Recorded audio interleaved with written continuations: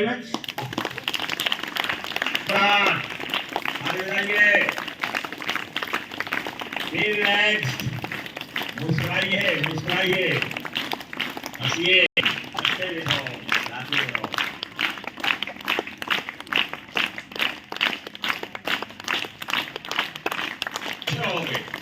इसमें तुम्हारा जो ये माइंड है, ब्रेन है, ये रिसीव करने के लिए तैयार होगा।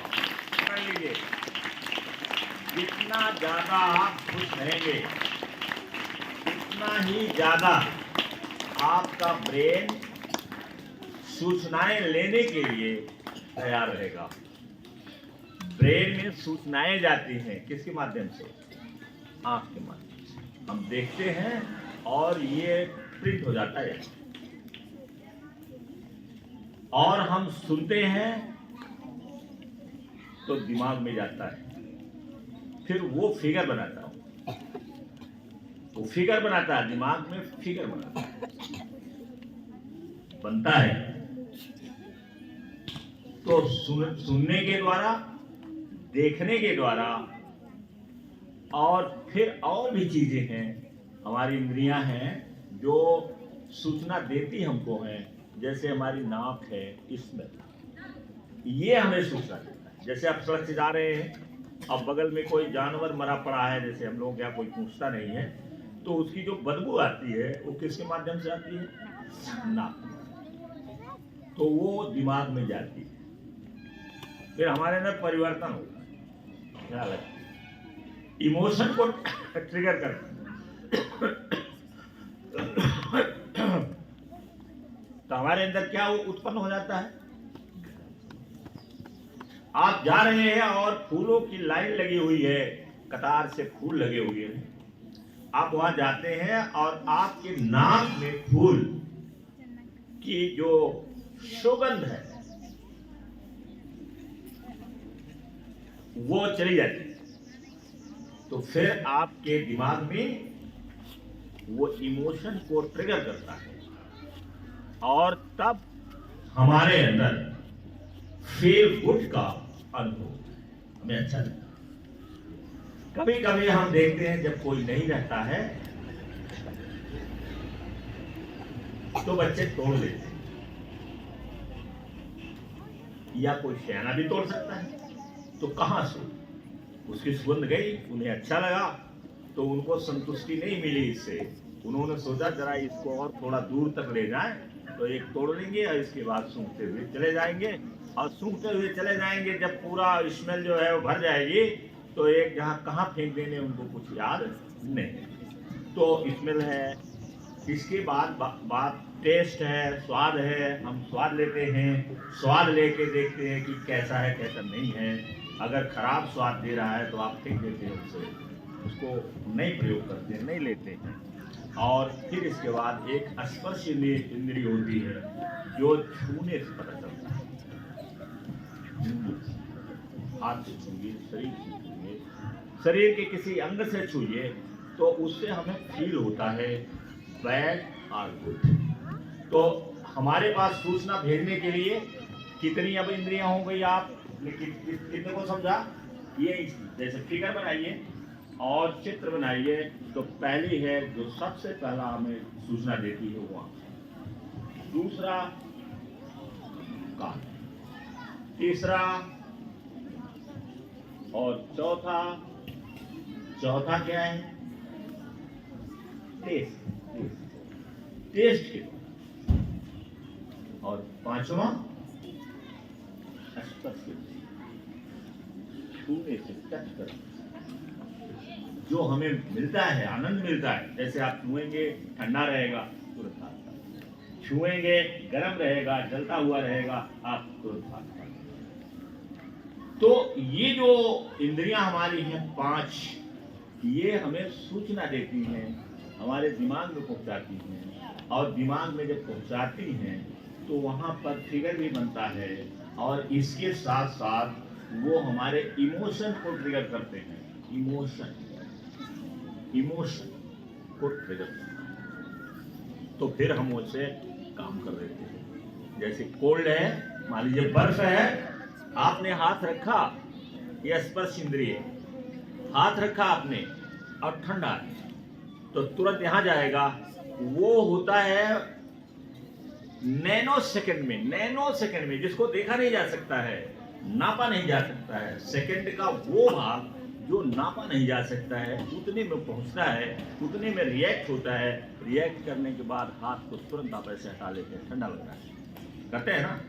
आपको इस लेवल तक समझना है, ये लेवल तक समझना है कि ये कैसे घटित होता है।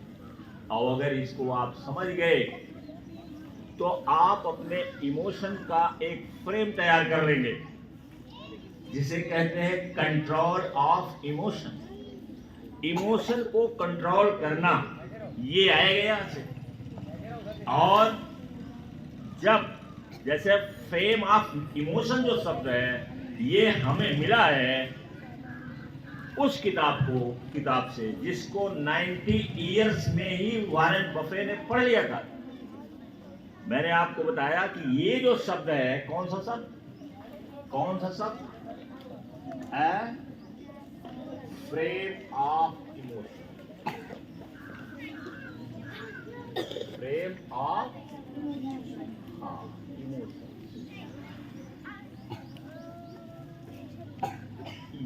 ये जो शब्द हमें प्राप्त हुआ है ये हमारा बनाया नहीं है, हमने नहीं इसको बनाया, वो बना हुआ है उस किताब से मिला है ये, जिस किताब को वॉरेन बफे, जो दुनिया के धनी लोगों में एक हैं, वॉरेन बफे, उन्होंने जो 19 इयर्स में, 19 साल में जो किताब पढ़ा था उससे मैं पढ़ रहा था। तो जो फ्रेम ऑफ इमोशन है ये जब आपको आ जाएगा तो फिर आप कामयाबी की तरफ बढ़ेंगे। ये आना चाहिए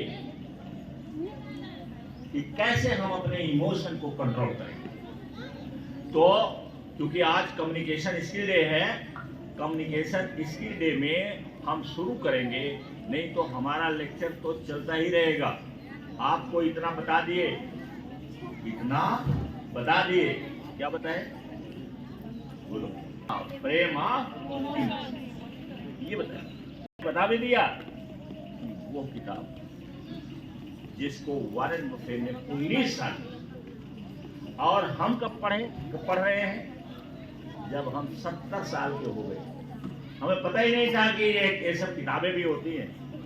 तो आगे बढ़ोगे तो ये दुनिया बड़ी जटिल हो गई है, डिजिटल वर्ल्ड हो गया है, और इस वर्ल्ड में बिजनेस या कोई भी चीज बहुत जटिल हो गई। आप देखिए कि अगर हमने एक स्कूल खोला, यहाँ मैंने एक स्कूल खोला 2006, और इसकी प्लानिंग हो चुकी थी 2004 के पहले। किताबें पढ़ रहा था तो मैंने सोचा कि ये चीज हमारे अपने लोगों, गांव में बच्चों को देना है, नहीं तो वो आगे चल करके बहुत सफल रहे, छोटे मोटे नौकरी के लिए परेशान रहेंगे। हाई स्कूल इंटर करने के बाद ये बाहर जाएं तो ये 2 पैसा कमाएं वहां। और 2006 में इसकी स्थापना कर दिया, और जैसे ही मैंने स्थापना किया है उसी के 2 साल के अंदर इस स्कूल की तरह से अब बोलो हमारा उद्देश्य, जिसने खोला उसका पता नहीं क्या उद्देश्य, कुछ जानता भी है कि नहीं जानता है, पता नहीं उसे मालूम है कि नहीं है कि what is frame of emotion. उसको पता ही नहीं है कि हमें बच्चों के साथ कैसा व्यवहार करना है कि नहीं करना है। कभी किताब खोला नहीं, लेकिन वो भी मेरे बगल में स्कूल। तो बाहर की कॉपी कोई कर सकता है, जैसे कपड़ा आप पहने हैं इसकी कॉपी कोई दूसरा भी कर सकता है। बॉल की कॉपी कोई कर सकता है, लेकिन अंदर जो बात चलती है उसकी कॉपी नहीं होती। लेकिन मुझे संघर्ष खेलना शुरू हो गया, और एक दिन ऐसा आया कि हमारे स्कूल के बच्चे भाग करके उनको भगा लिया गया और पहुंच गए ऐसे। कठिन काम है कि नहीं? मैंने खोला क्या सोच करके, और मैंने सोचा कि अपने 10 किलोमीटर के अंदर, ये रियल है, 10 किलोमीटर के अंदर हम बदल देंगे, बच्चों को बदल देंगे, घर वालों को बदल देंगे, एक नई कल्चर शुरू हो जाएगी, पढ़ाई लिखाई की अलग की हो जाएगी। और हमारे बच्चे क्या किए, हमारे बच्चे के गार्जियन क्या किए, हमारे बच्चों को यहाँ पर बड़ा मुश्किल से 100-120 बच्चे बने थे, जिसमें कुछ लड़कियों का योगदान है और पंकज जी का भी है, क्योंकि वही थे। तो बढ़ाए इसको। तो इन्होंने कहा कि बड़ा गड़बड़ है। मैंने कहा शांत रहो, चलो इसे पूरब की हवा किस साइड से बहेगी? पश्चिम से बहेगी, डोंट वरी। और उसको झेलते रहे। लड़कियां भी, जिसमें सोनी भी हैं, एक रीना लड़की थी, वो है, ऐसे करके लड़कियां और टीचर जो बच गए थे, वो टीचर को भी उठा ले गए थे। तुम्हारे महेंद्र सर जी भी चले गए थे, महेंद्र सर। और ये है कॉम्प्लेक्सिटी, जटिलता समाज की। तो उसमें एक चीज आपका बेहतरीन होना चाहिए, और वो होनी चाहिए कम्युनिकेशन स्किल, ताकि आप बच्चों से बात कर सकें, गार्जियन से बात कर सकें, समाज में बैठ करके उनसे बात कर सकें, अपनी बात को पहुंचा सके वहां तक। जब आप क्षेत्र में मतलब बनोगे, जैसे बड़े अधिकारी बन गए, किसी कंपनी के हो गए, या कोई अधिकारी आप बन गए, आपको बोलने की कला सबसे जरूरी है। तो इस बोलने की कला में हम चाहेंगे कि आज जो बच्चे आए, देखो स्टोरी टेलिंग बहुत अच्छी चीज है। आप आइए, जो भी स्टोरी आपको समझ में आती है, या स्टोरी आप खुद बना लीजिए और आ करके यहाँ पर बताइए, लोगों को प्रेरणा दीजिए, लोगों को कि स्टोरी ऐसे कही जाती है, ऐसे सुनाया जाता है, क्योंकि स्टोरी बहुत बड़ी ताकत होती है। तो जो बातें साथी के लिए। Morning to all of you, my name is Sakshi Yadav, I read in class 7। मैं आप सबको एक स्टोरी सुनाने जा रही हूँ। एक बार एक लड़का था, वह पढ़ने में बहुत ही तेज था। वह 12वीं क्लास में था। सभी गांव वाले सोच रहे थे कि वह अब की बार 12वीं में फर्स्ट आएगा, लेकिन वह किसी कारण एक सब्जेक्ट में फेल हो गया, जिससे वह फर्स्ट नहीं आ पाया। तभी से सारे गांव वाले और उसके दोस्त उसका मजाक उड़ाने लगे, उसे ताने सुनाने लगे। ऐसे बहुत दिन चलता रहा। उसके बाद वह लड़का एक दिन अपने गुरु को सारी बातें बताता है। तभी उसके गुरु बोलते हैं कि कल तुम एक कटोरा लेना, उसमें पूरा कटोरा दूध भरे रहना और एक भी बूंद नीचे नहीं गिरना चाहिए। उसने वैसा ही किया। वह एक कटोरा लिया, उसमें दूध भरा और एक भी बूंद नीचे नहीं गिरने दे रहा था। उसका सारा फोकस उस दूध पर ही था, जिससे उसको किसी की भी आवाज़ें सुनाई नहीं दे रही थी। इसीलिए कहते हैं कि हमें अपना पूरा फोकस अपने टारगेट पे करना चाहिए, जिससे हमें किसी की भी निगेटिव बातें नहीं सुनाई देगी। Thank you. Good morning everyone, I am Pallavi from class 6. Today's communication skill, I am telling about negative and positive thinking by a story. एक गांव में सोनू नामक एक लड़का रहता था। सोनू के माता पिता बचपन में ही गुजर गए थे और उसका काम था गांव वालों की सेवा करना। गांव वाले उसे अनाथ समझकर अनाप शनाप बोलते रहते थे। फिर भी सोनू यह सब इग्नोर कर देता था और वह खुश रहता था। एक बार यह सब कुछ एक संत देख रहे थे और उन्होंने सोनू को बुलाया। उससे पूछा, तुम यह सब कुछ सह कर फिर भी इतने खुश कैसे हो? तो सोनू ने बोला, मैंने तो अपना नाम कब का हरी रख लिया था। ये लोग तो सोनू को बोलते हैं। इसलिए आप लोग को भी निगेटिव थिंकिंग को एक्सेप्ट नहीं करना चाहिए। आपको हमेशा पॉजिटिव रहना चाहिए। Thank you. Good morning to all of you. My name is Mansi Yadav. I read in class 7. About tell me a story. एक गांव में एक निखिल और अखिल नाम के दो दोस्त रहते थे। अखिल पढ़ने में बहुत ही अच्छा था और निखिल भी दोनों साथ साथ पढ़ाई करते थे। अखिल के पास बहुत पैसा था लेकिन निखिल के पास उतना पैसा नहीं था। कुछ दिन बाद अखिल पढ़ाई करने प्रयागराज चला गया और वह सभी परीक्षाओं में आवेदन करता रहता था, लेकिन निखिल सिर्फ एक ही घर पे रहकर घर के काम करता था और सिर्फ एक ही परीक्षा पर ध्यान केंद्रित करके परीक्षा देता था, जिससे कुछ दिन बाद उसकी एक अच्छी नौकरी मिल गई। इससे हमें ये सीख मिलती है कि यदि हम किसी एक काम पर अपना ध्यान केंद्रित करेंगे तो उसमें हमें सफलता अवश्य मिलेगी। Thank you. Afternoon all of you. My name is Telugu. I study class 8. If you want to shine like a sun. का असली इम्तिहान अभी बाकी है, हौसलों का असली इम्तिहान अभी बाकी है, जीवन की असली उड़ान अभी बाकी है, जीवन की असली उड़ान अभी बाकी है। अभी तो आपकी हैसियत मुट्ठी भर कमी, अभी तो नापना पूरा आसमान बाकी है। Thank you. My name is Ash. I study class 7.